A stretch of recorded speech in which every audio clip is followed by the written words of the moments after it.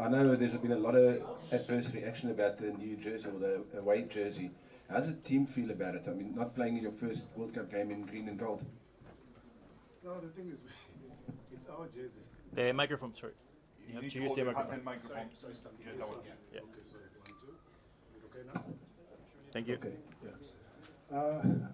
it's our away game jersey, and it's official. And we've made peace with it a long time ago, and we actually enjoy. We like the jersey. If you remember the game we played against Argentina in Buenos Aires, you can't fault it. You know, we had a good game. So the record under the jersey now at the moment is 100%. So I think the energy is positive on it. So once again, we're looking forward to the game.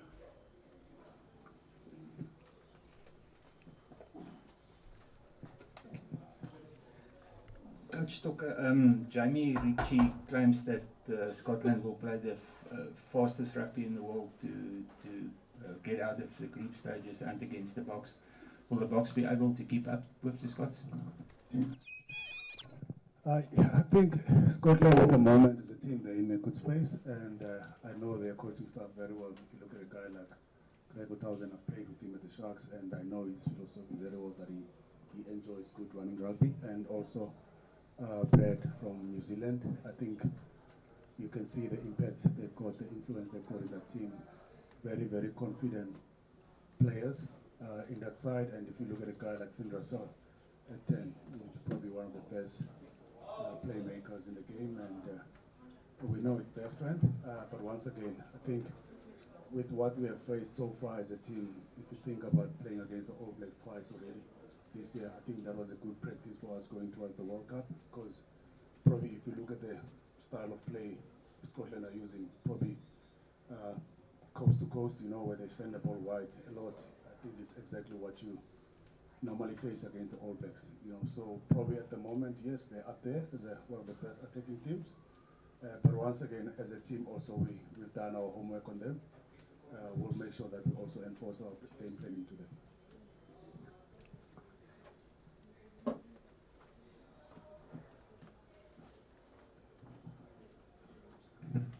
Pomoy, good afternoon. Just talk us through what it means to play in this first game, and the fact that the Boks, for all their excellence in the past 2 World Cups, haven't won the opening game in the past 2 editions, even though end results have shown that it's not always important to start well, but finishing what it is important. But also this group is a very difficult one as compared to groups of previous years. Yeah, Kanyu, so it's a very, very tough pool, but once again, our main focus at the moment, like we've always openly spoke about it, it's going to be the toughest game we're going to play in this World Cup will probably be Scotland, the first game. Because if you think about it, any of the teams between Scotland, not to disrespect other teams, but if you look at Scotland, number 5th team in the world currently, you've got Ireland, the best team in the world currently, and you've got us. So all 3 teams are in the top 5 when it comes to the rankings, and it's going to be a tough game, but once again, it's a World Cup, you know. I think the games that we've played in the past against them don't count anymore. If you also look at the results yesterday, like I always say, probably in the top 8 teams in the world rankings, if you're not at your best on a day, you're probably gonna have a long day at the office, you know. So the key thing for us, I think we want to have a positive start. And I know it's not going to be easy because Scotland also up for the game, but we'll do everything in our powers, you know. And the history tells you, listen, even if you lose the first game, you can still go all the way and win the World Cup. So, but the key thing for us is just to keep on improving on how we play the game. And I always tell people also, probably the game that we've learned the most in this season so far is the game we played against the All Blacks in Auckland, you know. We had a lot of lessons as a team and as a coaching staff, and if you can see at the moment the momentum when it comes to results behind our team, I think things are going well at the moment. But once again, we're going to have to pitch tomorrow to be able to win the game.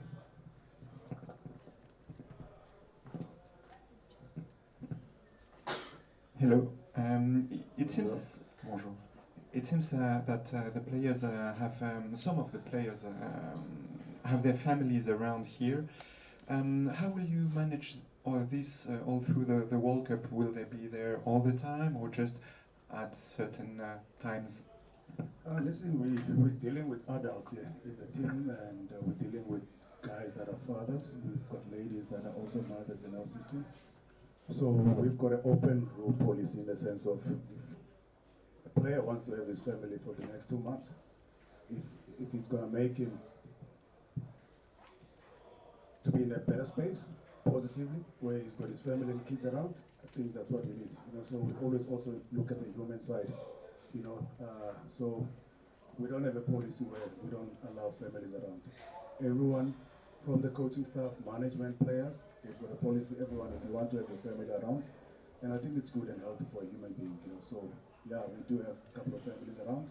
And actually my family also will join me in 2 weeks' time when we're in Paris. So yeah, once again, anything that will put us in a positive space where a human being is happy, I think you'll probably get a better rugby player from that. So as long as our players are happy and the management and the coaching staff, then we're all happy. Good day. How important is it to make a statement of intent in the opening game? I know obviously 4 years ago the result didn't go the Boks way, but you were able to recover from that. But this time around, how important is a statement win in the opening game? I think it will be massive. It will be massive, like I said, okay, between the 3 teams, unfortunately, someone is not going to qualify to go to the playoffs. So that's why it's key for us to have a good start and make sure that we keep on building from where we left when we played against the All Blacks in Twickenham. And it's going to be a tough World Cup. It's going to be a tough World Cup. I know a lot of people don't give other teams a chance. If you look at a team like Wales on the other side with New Zealand, with Australia and England. So it's also going to be a tricky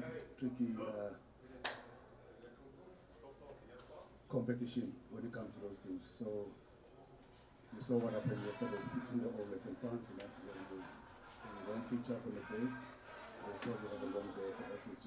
But I think the key thing for us is the good start. Like we've always openly said before, the biggest game for us in the World Cup is the first game against Scotland. So if we can have a good start, I think that will put us in a better space, I think, as a team. And hopefully also going forward, we've got a big squad, And then I think, unfortunately for some of the players who didn't make the squad of 23, but I think we've got the right tools in place to go all the way. And but the key thing is the game that we're going to play tomorrow. Hi, Alistair McKenzie from the Herald in Scotland. I just wanted to ask, you name-checked Finn Russell before, but I wanted to ask if you could explain a bit from a coaching perspective, how do you prepare for a guy whose game is so based on kind of instinct and spontaneous action in the moment? Is that something that's quite a challenge for you as coaches to prepare for? Yeah, listen, probably if you look at his style of play, he's probably one of the difficult players to analyze because of how he mixes his game around. We've played against him many times, and we know he's a very, very tricky player. And also, if you remember, when we played against British and Irish Lions, the impact that he had in that game. So we understand very well, and we respect him very well. One of the best fly-ups currently in the world. And like I said, again, if you look at the confidence in that team at the moment, I think they're in a good space. I think we've done our homework. We know his strengths very well, and probably few weaknesses, but once again, we'll just make sure that we pitch on the game, and if you give him time and space, he will surely punish us. So I think we've done our homework, but we'll see how things will go tomorrow, but world-class fly-off, and yeah, I think the guys also in our team that have played against him many times, we also get an input from the players, and that's something that we respect in our system, and I think we'll be prepared for him, and but once again, world-class player. Everyone happy? Can we bring in the players? Yep. Cool. Merci beaucoup. This question is for both players. I just asked Mazandile about the jersey. I'd like your feeling as players about the jersey, not playing in the green and gold in your first game.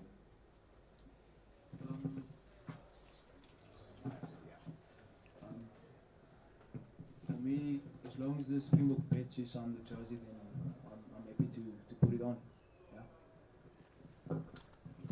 I think it's something that's really exciting. I think it's something different, and I think it's exciting for rugby. I've seen a lot of supporters wearing this the second jersey of ours, and I think people are loving it back home. So, like Curtly says, as long as it's got a Springbok badge, and that's all that matters.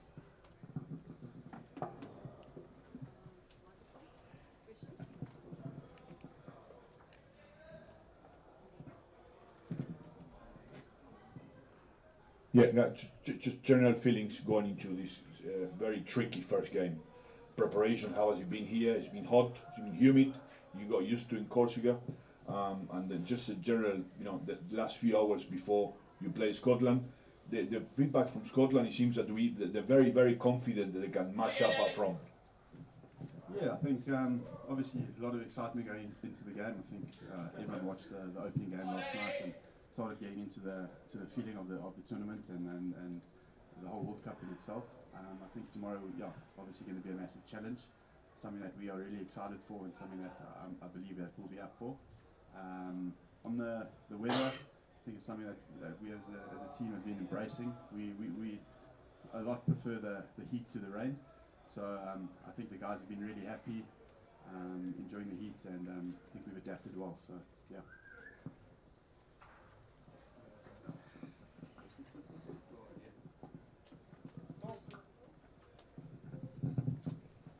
A question for Curtly. I think you're quite familiar here with the Mediterranean coast, because you even had a stint with a 7 team a few years ago. No, I wasn't part of it. I got injured before we came to Toulouse, but yeah. But you didn't play with Monaco? Oh yeah, I played for Monaco. I think we played at Stade Toulouse. We played in that stadium.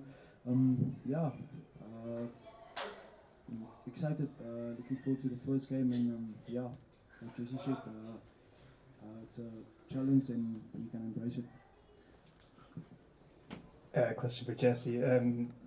From a Scotland perspective, the midfield was an area for ages we seem to be trying to find the right answer. Now with Tuipulotu and Hugh Jones, that's become a very kind of constant fixture in the team that has kind of excited a lot of people. So I just wanted to ask you about that match-up in the midfield, what kind of threats you see them holding and how that battle's going to play out. Yeah, I think they're both really exciting players, and I think they've really been playing well for Scotland lately. Obviously Hugh Jones played a lot of his rugby in South Africa, so played against him quite a bit there, and I think he was really good for the Stormers. And then Tuipulotu played against him over in Japan. He played for the same team that Kwagga plays for, Yamaha. So familiar with both of them and know what they can do. They're unbelievably exciting on the ball, and I think they've added a lot to the Scotland team. So another big challenge tomorrow, and like I said, something that we are really excited for as a team, and just go out there and give it our best shot.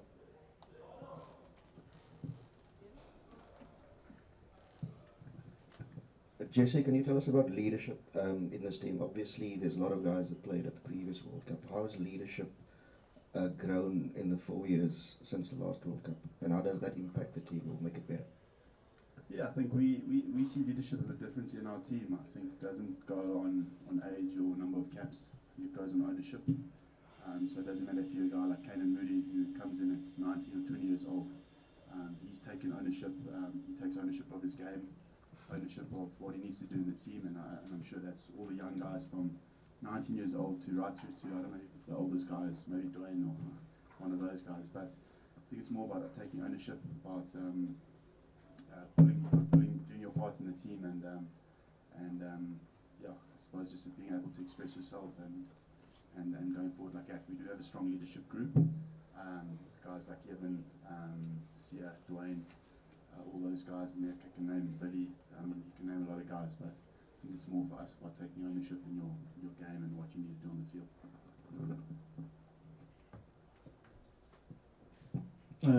Good afternoon, Chawe. Good afternoon, Curtly. Curtly, quick question for you. Duhan van der Merwe, just let us in about how much are you anticipating that contest. Is probably one of the best Northern Hemisphere wings, but you've also done very well in your own space. Just let us in terms of how you feel about that particular contest, even though rugby is a team sport. To be honest, I'm looking forward to it. Duhan he had amazing season so far, and yeah, I'm up for the challenge. Yeah.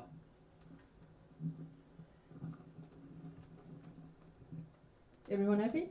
Cool. Thank you, guys. Christian, last one, and then we're done.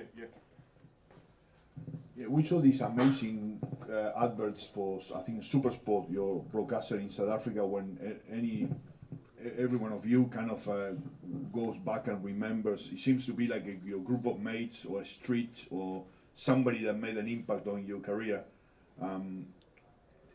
For the people that we don't know, all these guys, we imagine, the bars, the pubs, the clubs, the coaches.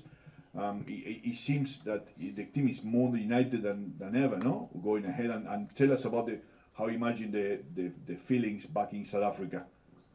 Yeah, I think Sia speaks about it a lot. I think we as a team like to stay connected to South Africa, to our roots, and to all the people that support us week in and week out.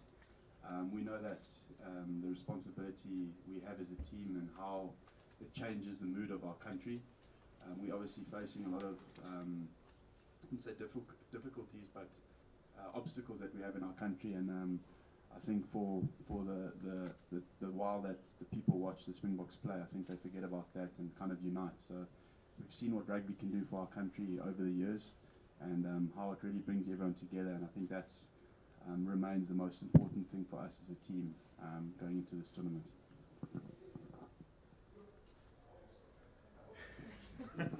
You can't keep agreeing.